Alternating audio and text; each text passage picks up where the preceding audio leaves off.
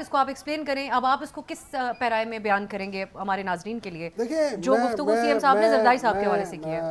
میں منتخیل صاحب کی جب اگر بات کو سمجھوں تو انہوں نے کہا ہے کہ جی ایک چیف منسٹر خیبر پختونخوا کے آئے تھے اور ان کے کتنے لوگ کرنے آئے تھے. میں ایک کام کرتا ہوں نا, میں کہتا ہوں مراد علی شاہ صاحب ایک بہت پرانے منجے ہوئے کھلاڑی ہیں, بہت بڑی شخصیت ہے, کتنے عرصے سے چیف منسٹر بنے ہوئے ہیں سندھ کے.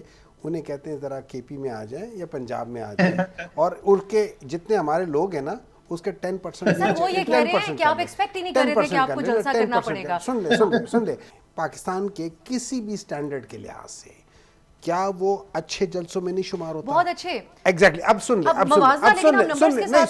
میں نمبرز کی بات نہیں کر رہا ہوں, میں نمبرز کی بات کروڑوں کی آبادی کا شہر ہے کراچی. میں نمبرز کی بات نہیں کر رہا ہوں, میں بات کر رہا ہوں پاکستان تحریک انصاف کا سیکنڈ ٹیئر یا تھرڈ ٹیئر لیڈرشپ جس کو 4-5 مہینے پہلے شاید زیادہ تو لوگ جانتے ہی نہیں تھے. وہ کراچی جاتا ہے. میں بلاول بھٹو کی بات نہیں کر رہا, میں مریم نواز کی بات نہیں کر رہا, میں ان کے تہہ دل سے شکریہ ادا کرتا ہوں. لیکن ایک بات انہوں نے کہا گالی دے. مجھے ایک بات بتائیں, زرداری صاحب نے سندھ میں قبضہ کر لیا ہے کہ اس میں گالی کہاں ہے؟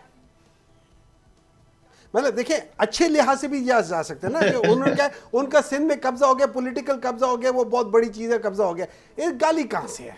مطلب اس میں زرداری صاحب قبضہ کر لیا, گالی کہاں ہے؟ مجھے کوئی سمجھا دے گالی کہاں ہے.